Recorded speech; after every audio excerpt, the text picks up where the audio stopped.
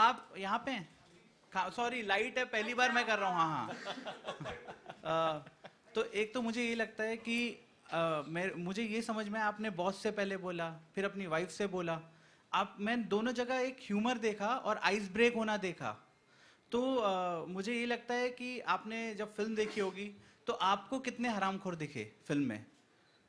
Film तो अच्छी है, उसमें नहीं, कोई फिल्म में कुछ हरामखोर दिखे कि नहीं दिखे? वही नाम को टाइटल, फिल्म तो अच्छी है, उसमें कोई शक नहीं। जो एक टाइटल, एक पहला जो स्ट्राइक करता है, हाँ जी। आदमी जो पहला दर्शक होता है वो टाइटल देखकर बहुत मायने रखता है, तो वो उस टाइटल को लेकर बात है।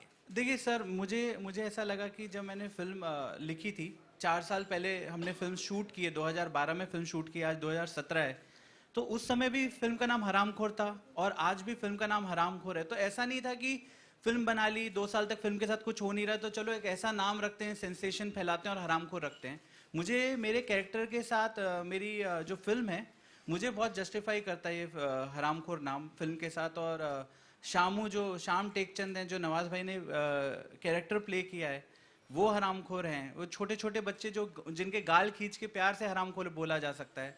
तो मुझे लगता है कि फिल्म के साथ बहुत जस्टिफाई है और मेरा कोई भी मकसद नहीं था कि लोगों को सेंसेशन पहुंचाऊं मैं। और अगर आप देखें, काफ़ी मतलब एक सेंसर बोर्ड की लंबी सी लिस्ट आई थी कुछ 2 साल पहले, जो वर्ड्स बैंड हैं उसके अंदर हरामखोर नहीं है। वो भी हमें खैर 2 साल पहले पता चला था, लेकिन हम लोग तो 4 साल से इसको वही बता रहे हैं। अगर आप हमारी फेसबुक पोस्ट भी देखें, हमने 2012 में जब शूट स्टार्ट की थी तब भी लिखा था हरामखोर शूट स्टार्ट्स, तो या वी हैव नाउ क्रॉस्ड, मतलब हमने पहले 3 दिन में 1 करोड़ बॉक्स ऑफिस क्रॉस किया था, and now we have crossed 1.5 1.7 है अभी हमारा एक हफ्ता। बट कमाई इज़ अ क्वेश्चन जो आप हम सबको बहुत आदत है ये सवाल पूछने की कि फिल्म ने कितना बॉक्स ऑफिस किया। बट एक बॉक्स ऑफिस क्या सिर्फ एक बॉक्स ऑफिस पिक्चर को डिफाइन करता है? मैं ये बताना चाहती हूँ कि हमारी मंडे की जो फुटफॉल है वो फ्राइडे से ज़्यादा है, जो हमारी ट्यूसडे की फुटफॉल है वो मंडे से ज़्यादा है, जो हमारी वेडनेसडे की फुटफॉल है वो हमारी ट्यूसडे से ज़्यादा है। तो लोग आ रहे हैं, लोग ये पिक्चर देख रहे हैं और शो हाउसफुल जा रहे हैं और शो खुद ब खुद बढ़ रहे हैं। आज हैदराबाद रिलीज़ हुई है पिक्चर, हैदराबाद पहले सेक्टर नहीं खुला था। तो ये वो पिक्चर है जो मतलब शुरू से लोग कह रहे थे कि रिलीज़ मत करो, बैन करो, चाहे सेंसर था, हमें कितनी तकलीफ़ें हुई हैं। आज हम आए और बिकॉज़ ये जिस बजट में बनी है और जो सबने सहारा दिया है ये फिल्म बनाने के लिए, एंड जिस तरह से ये पिक्चर आपस में बनी है, हमने जो अपने डिजिटल सेल्स कर ली उससे हम अपने पैसे पूरे कमा चुके हैं। तो ये सबका सब प्रॉफिट है, सो क्वेश्चन ये नहीं कि पिक्चर कितना कमा रही है, क्योंकि जो पिक्चर 3000 स्क्रीन पर आएगी, 4000 स्क्रीन पर आएगी और अगर उसमें 5-10% फुटफॉल है तो उसका वो 10% भी 5 करोड़ होगा। लेकिन अगर हमारी फिल्म में 20% फुटफॉल है तो वो 20% 40 लाख होगा, क्योंकि हम लोग 200 सिनेमा में आए हैं। और अगर आज आप हमसे पूछोगे 250 सिनेमा में, अगर आज हमसे पूछोगे कितना बॉक्स ऑफिस हुआ, तो 40 लाख एक दिन में is not exciting figure for you, मतलब, but it is huge for us, क्योंकि हमारी परसेंटेज ऑफ ऑक्यूपेंसी बहुत ज़्यादा है देन एनीथिंग एल्स। तो of course 4 crore is bigger than 40%, but हमारी परसेंटेज ऑफ ऑक्यूपेंसी ज़्यादा है। और ये मेरी रिक्वेस्ट है सब जर्नलिस्ट से, चाहे हम लोगों ने मसान बनाई थी, हम लोगों ने जब लंच बॉक्स बनाई, जब हम लोगों ने शाहिद बनाई, या कुछ भी, अगर यही सवाल हमसे पूछा जाएगा कि बॉक्स ऑफिस कितना हुआ, तो हम लोग नहीं हैं 300 करोड़। हम लोग बहुत खुश हैं कि हमने 1 करोड़ क्रॉस कर लिया और वो पूरा का पूरा प्रॉफिट है। बहुत बड़ी प्रॉब्लम है पायरेसी की, एंड को as producers, as content owners, हम लोग नहीं चाहते हैं कि कोई भी फिल्म पायरेट हो। बहुत बड़ी प्रॉब्लम है जिसमें मुझे लगता है कि सरकार को कुछ करना चाहिए, बट यूट्यूब ने हमारा बहुत साथ दिया और जितने लिंक्स थे वो सब डीलिंक किए। एंड मेरी ये रिक्वेस्ट है मीडिया को भी कि इसके बारे में ना लिखें, इसके बारे में ना और प्रोत्साहित करें, but it is a problem that we all suffer. मतलब I wish there are better laws to help us against piracy. How did you guys manage to complete the shoot in just 16 days? इसका जवाब तो मैं देता हूँ पहले। एक तो हमारे पास बहुत अच्छे एक्टर हैं, नवाज भाई हैं, श्वेता हैं, और मुझे ऐसे ही लगा कि हम लोग ने पहले 25 दिन का स्केड्यूल बनाया था और जब हमने शूटिंग स्टार्ट की तो हमारी जो शूटिंग है वो बहुत, मैं सिर्फ 2 टेक या 3 टेक से ज़्यादा लेता नहीं हूँ। मुझे ऐसा लगता है कि आप जब आपको अगर पॉजेज याद हो जाएं और आपको पता हो कि आपका जो एक्टर है कहाँ पे खड़ा होने वाला है जाके, सो एक करप्शन आ जाता है और कैमरा बहुत जल्दी पकड़ लेता है। सो मुझे लगता है कि नवाज भाई भी मेरे साथ इस बात को सहमति होगी उनकी। ऑफ कोर्स एक ट्रेंड एक्टर अलग ही बात होती है, बट मुझे ऐसा लगा कि अगर हम फर्स्ट और 2 टेक्स में परफॉर्मेंस दे पा रहे हैं तो मैं पुश नहीं करता था। अगर मेरे कुछ शॉट्स हैं जहाँ पे एक पॉइंट पे चप्पल निकल गई तो चप्पल निकल गई उस कैरेक्टर के पैर से, ज़रूरी नहीं कि अब मैं दोबारा शॉट लूंगा और बोलूंगा यार एक बार और दे, पूरी चप्पल पहन के ही जाना। तो वो जो छोटे छोटे न्यूएंसेस हैं वो फिल्म में भी अच्छे लगते हैं और वो रियल लगती है फिल्म, ऐसा नहीं लगता कि स्टेज है फिल्म। और वो चीज़ जब 2-2 टेक लेंगे तो जल्दी शूट होगा। तो पहले 18 दिन में ख़त्म होने वाली थी, फिर फाइनली 16 दिन में फिल्म ख़त्म हुई। और ऑफ कोर्स बहुत बहुत सपोर्ट है एक्टर्स का, क्योंकि वो स्क्रीन पे वो दिखते, मैं नहीं। सो मेरा जो आइडिया है अगर वो 2-2 टेक में कन्वे कर पा रहे हैं तो इससे अच्छा क्या होगा। एक बहुत बड़ी बात है कि ये पिक्चर 16 mm पे बनी है, तो ये फिल्म पे बनी है, तो ये हमने डिजिटल में नहीं बनाई।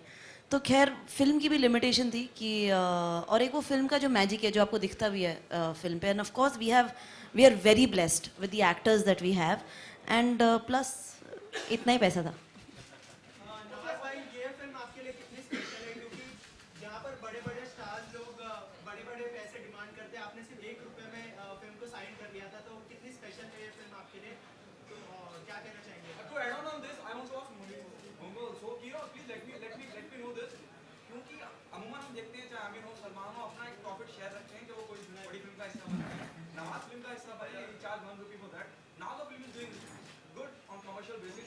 Are we giving them some reward in the? अरे हमें भी देना चाहिए, हम भी भागीदार हैं। नवाज भाई, हाँ तो क्वेश्चन क्या था वो बता दो अभी। ये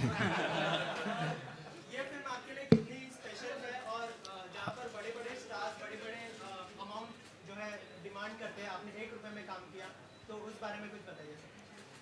of course her film special होती है और ये स्पेशल इस मायने में है क्योंकि इसका जो प्रोसेस था एज एन एक्टर, क्योंकि मैं एक्टर हूँ तो मुझे प्रोसेस बहुत इंस्पायर करती है किसी भी फिल्म की।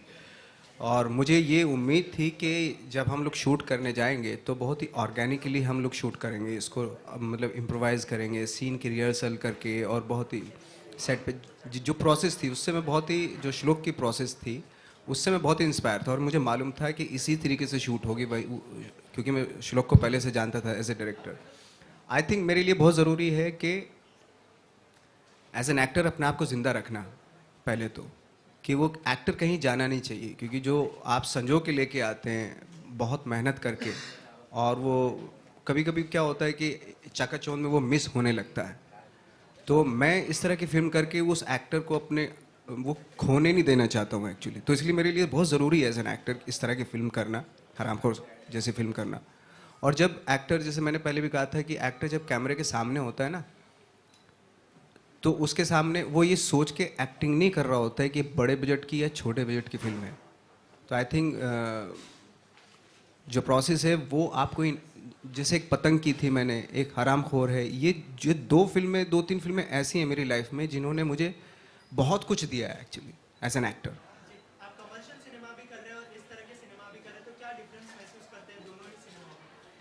एज एन एक्टर कोई डिफरेंस नहीं होता। एक फॉर्म होती है, जैसे हम लोग जब थिएटर भी करते थे, एनएसडी में था मैं जब, तो हम हर तरह का प्ले करते थे। म्यूजिकल प्ले भी होता था, फार्स भी होता था, पारसी स्टाइल में भी प्लेस होते थे, रियलिस्टिक प्लेस भी होते थे, है ना। और जो लाइक मोलियर है, राइटर्स, बड़े बड़े राइटर्स थे, मोलियर, चेखव, स्टैनिस्लवस्की की जो मेथड एक्टिंग, ये वो फोक प्लेस भी करते थे, रामलीला भी करते थे। तो इस तरह के सारे प्लेस की आदत होनी चाहिए एक्टर को। एक्टर के लिए कोई मायने नहीं रखते कि भाई ये फिल्म बड़े बजट की है, कमर्शियल है। उसको एक टास्क दिया जाता है, जो डायरेक्टर उसको टास्क देता है, ये मेरा कैरेक्टर ही करके दिखाओ।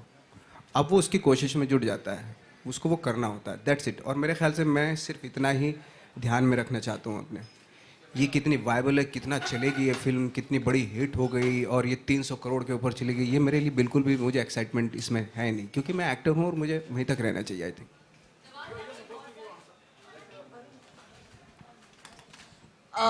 जब ये पिक्चर स्टार्ट हुई थी तो सबका ये था कि हम ये पिक्चर बेचने के बाद फिर पैसे कमाएंगे. तो everybody is a profit shareholder, including our DOP, including our editors, including music. Everybody has a small part in this thing, and of course above and beyond Nawaz bhai. And मुझे लगता है कि मतलब हम लोग सब कहीं ना कहीं अपनी जर्नी स्टार्ट करते हैं, राइट? श्लोक और हम दोनों ने बहुत साल अनुराग के साथ काम किया. हम वहाँ काम करते करते नवाज भाई से मिले. कहीं ना कहीं ये एक जेम ऑफ एन आइडिया था कि हम ऐसा बनाना चाहते हैं. नवाज भाई साथ में जुड़ गए, तो ये हमारे लिए बहुत बड़ी बात है. Above and beyond money, but yes, money is there and there is a profit share that everybody is going to get. So thank you. कल 2 दिन पहले we have done an interview with Shahrukh Khan. He said कि rice के दौरान आपके साथ काम करते वक्त, क्योंकि आप इतने रियल स्पेस में अपना परफॉर्मेंस देते हैं, एक्टिंग करते हैं, उन्हें अपने सीन को इम्प्रोवाइज करना पड़ता था आपको मैच करने के लिए. And he gave you this compliment. He said he learned a lot from you. What's your take on that? ये मेरे लिए कॉम्प्लीमेंट है अगर वो ऐसा बोल रहे हैं. फिर उन्होंने ऐसा कहा है. क्या कहना चाहेंगे? शाहरुख से दिग्गज कहते हैं कि Of course. मैं अपना किरदार को अलग तरीके से सोचता हूँ और अलग तरीके से करने की कोशिश करता था, लेकिन जब नवाज परफॉर्म करते थे मेरे साथ, किसी भी सेलिब्रिटी, बहुत सारे फिल्म के साथ हैं, तो मुझे अपना तरीका बदलना पड़ता था उनको मैच करने. मुझे भी अपने तरीका बदलना पड़ता था उनको मैच. तो वो दिखेगा, वो केमिस्ट्री दिखेगी. एक्चुअली हम लोगों की प्रोसेस थी, जो टेक्स्ट था उसको उसके बिहाइंड जाने की, जो सब टेक्स्ट है उसको बोलने की, बिटवीन द लाइन. तो वो केमिस्ट्री दिखेगी वो.